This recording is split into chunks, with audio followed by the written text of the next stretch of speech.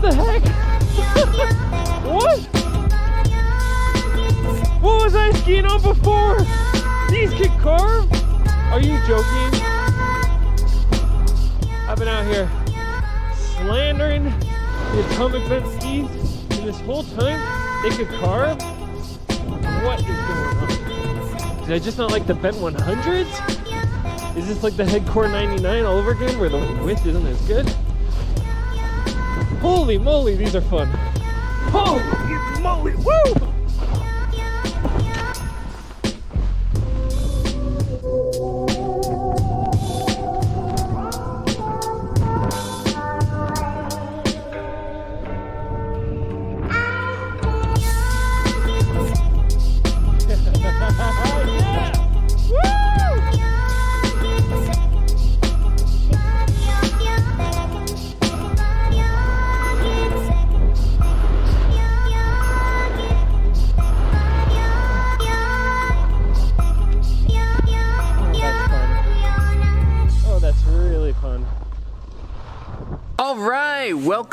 Welcome. Today we're gonna be talking about the Atomic Bent 110. I've been saving this ski partially because of my history with the Atomic Bent. If you haven't seen the review, I will link it down below.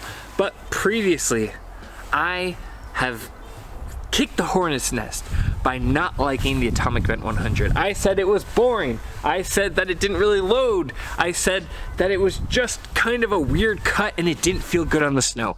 So what happened? Why do I hate the Bent 100 and love the Bent 110? They can't be that different, right? I have two theories. One is that whatever I got for the Bent 100, maybe the skis were bunk. Maybe they were flawed, maybe I just got a junk pair. I do get these through demo centers, and because Atomic does not send me any of the Bent series, I have to go that way. So it could have just been that I got a bad pair. I had them in the spring of last year, so it would have been like the end of the season last year. I guess it would have been like February, but still kind of end of the season for demos. The second possibility, and this is my theory, is that I think that a lot of the dimensions are honestly different with the 110 versus the 100. I mean, look, this ski has a lot more rocker, a lot more splay in the tips and the tails. But not only that, when you look down, it has extra camber, extra shape in the tip, extra shape in the tail. This ski is just way more aggressive with its splay. And on top of that, just everything turns sharper, feels quicker, feels more lively.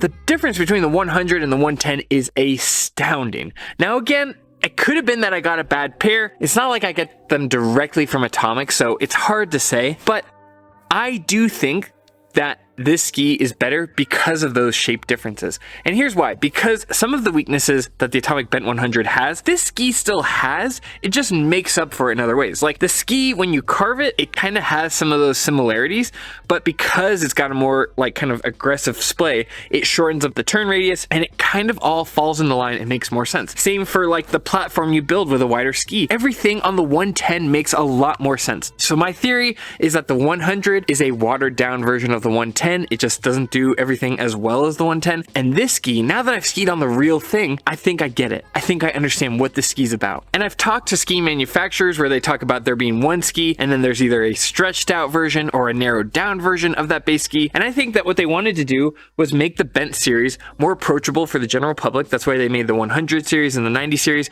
so you can sell it to everyone, right? These are cool colors. It's a cool idea. Everybody wants to get in on it. But I'm telling you, if you're gonna ski the Bent series, get a proper powder ski in a 110, maybe even the 120. I haven't tried that because this ski absolutely rules.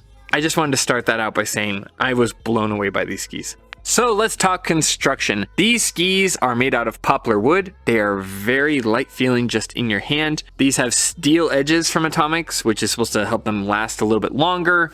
And they have the DuraCap sidewall, which is supposed to add some durability. Though I've never really noticed much of a difference in the sidewalls for Atomic versus Salomon. So that's what they say, but I'm not sure about the actual durability. Now I ski these in a 180. Obviously, based on the Bent 110 name, these are 110 millimeters underfoot for width. And this ski specifically has an 18 meter turn radius, but with that heavy rocker profile, it certainly feels shorter than that. These are a twin tip construction, though you know, that twin tip isn't getting in your way. You could ski these a lot in the woods and you wouldn't really feel it. but just so you know, you can run switch. They are fun to kind of hop and jump on, but just so you know, I am not a freestyle skier, so let's get that out of the way right off the bat. Now, first off, I'm going to be judging these as a powder ski, not as an all mountain ski. The first thing I want to get right off the bat, a lot of shops sell the Atomic Bent series as an all mountain do it everything ski. I think even like one of those curated channels or something like that called this a do everything ski. It's not. This is a designated powder ski. It's a powder and tree ski, and that's where the ski thrives. If you don't own any skis and you're just looking for one ski, this shouldn't be it. You should have something else. Or if you want to get better at carving, this isn't going to do that for you. So let's just get that right out of the way right off the bat. These are a powder and tree ski. Now let's talk about how they skied. First, let's talk about the bad actually, because there really isn't much there. A lot of the problems I had with the Atomic Bent 100 disappear when you look at this ski. I think the nice thing about this is it's not going for a park ski. Most people aren't going to try to do a 110 in a park ski, so it's able to focus more in on like what things people want from a powder tree ski. The only downsides really I noticed, I don't know. I mean, I'm not going to dock it points for this, but I think the top sheets are kind of ugly.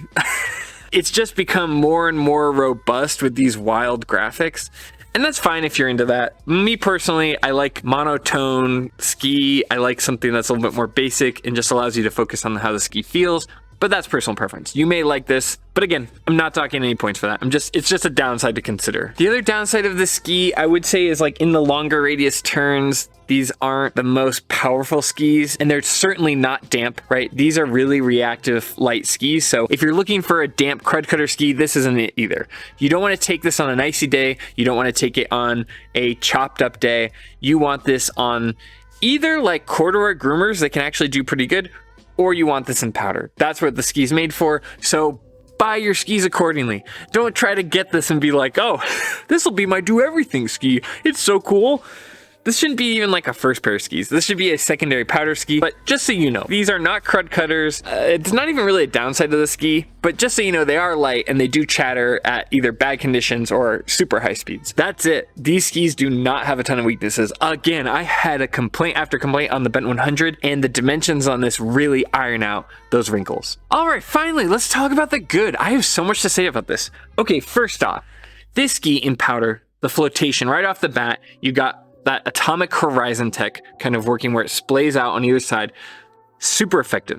It skis powder like no other ski. The Salomon QST is probably comparable, but man, these really, really float. They're super fun, super flotatious. The next thing is that these are really fun on jumps. Like, I'm not a big jump aerial guy, but I do like kind of hopping, especially in the powder when there's a soft landing, and these were really fun. They flick and kind of hop better than most other powder skis, so that was another big perk. The other thing is short turn radius, like pole plant turns, quick turns in the trees. That's what separates this ski from like every other powder ski. You can set up unbelievable lines in the trees. You can make that pole plant, do a quick turn. I was able to set up lines that I could not do on other skis, especially as someone who's taller and tends to have longer skis. Because you have kind of that tail, you can wash out your turns quicker. You can turn them sideways if you need to scrub speed. I could do lines on these skis in the trees, in the powder, that I cannot do with any other ski. These skis are a marvel of tree powder skiing. They really are fantastic. I've never skied on another ski like this that I felt so confident in with the flotation, but also so confident with the turn shape that I was going to be okay, that I could get through that turn, or I could scrub speed if I needed to, or I could take that line that I normally wouldn't take. This ski goes above and beyond. Normally I say like some skis kind of perfect something and another ski revolutionizes it and does what no other ski does. This falls into the second one. This ski is doing something that no other ski is doing. It's absolutely tremendous. And then lastly, the turns that you set up with this kind of rocker are beautiful. You can kind of sit in the middle of the ski and still turn well. I actually took it on the Super G hill and kind of finished off some clean turns, and it feels good. Now, you're not slamming out of the turn and you're not like getting that maverick feeling in carving, but the fact that this held up that well and held as much energy as it did, and because they're so light, it was actually giving me my energy back out of the turn. It's not a carving specialist, but it did surprisingly well for being a powder ski, for being a tree ski. This ski is, I don't know, just like the balance of everything is super well tuned. The balance of where you are on the ski, the balance of how you surf turn and then can also carve and load is absolutely amazing. So yes, I have a lot of good things to say about these skis. I really like them. I hated the Bent 100s, and I was blown away by how good these were. Again, I can't confirm, I'm not at the Atomic factory, but from what I've seen, the Atomic Bent 100 stunk, and these were the most fun I've had in powder and trees all year. I think the other thing that they do really well is because they can turn so sharply and because you can take such aggressive lines that you are able to find packs of powder that other skiers aren't. Like, I was able to grab stuff and be really adventurous, which is what you need when you have a great season. You need to be able to find old snow that's still fresh and still feels good. Now, these skis retail at $750. I typically, in the summertime, I want to say I sell them for under $600, but don't quote me on that. My memory is a little bit fuzzy. However, for a 110 width, that is a good price, and for how light and kind of ingenuitive these are, I do think that these are overall a good value. And depending on your size, you may find a good deal in the summer. I know last summer I saw lots of these skis on sale at aggressive pricing, though the 110 width does seem to be really popular. And, you know, now I know why. These get a, just a mediocre thumbs up when it comes to price and value, but I do think for what you're getting, you know, compared to some of the other stuff out there, that's a fair price. Now it's time to give it a score, and I gotta say, honestly, I like these just as much as my QST 106s. I think they did some things better. Some things weren't as smooth as the QST 106, and some things were better than the QST 106. I only give a certain score when something is changing the game, and I gotta say, these are changing the game for what's possible with a powder ski and a tree ski. And right now, like, in the trees is where the best powder is. If you're in big open slopes, maybe look at the QST 106, but if you're somebody who's in the powder in the trees and likes quick turns, for me, the Atomic Bent 110 is a 10 out of 10, a perfect score. I could not find anything wrong with these. I could not find anything I didn't like, and this was the most fun I've had skiing in the trees and the powder.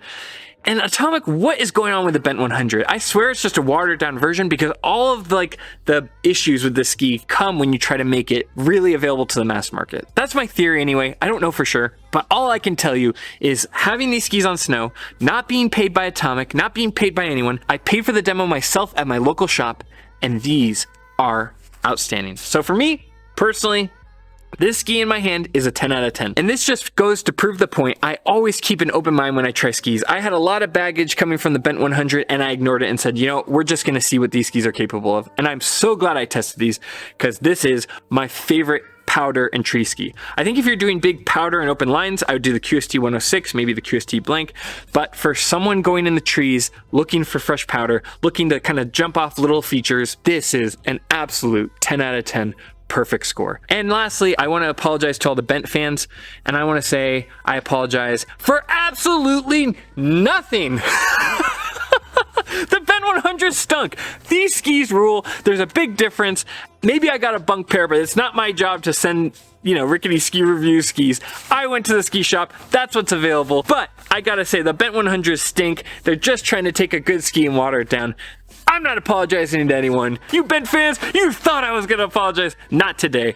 I'm gonna tell you the truth, honestly, whether I like a ski or not, and that's just how I'm gonna do it. So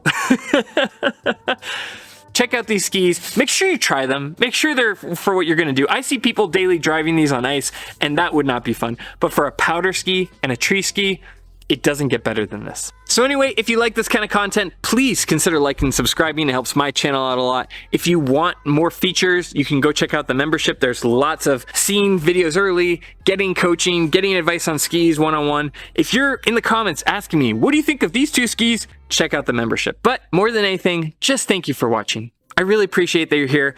I'm not paid by any company. I'm not even sent these skis. I pay my own money. So you guys watching this is what helps support the channel. So thank you so much just for watching. I really appreciate it. The only reason I do this, honestly, is because it's important to me. I think the difference between skis is important, so that's why I talk about it. Thanks for being here. Thanks for watching. And as always, I'll see you in the next one.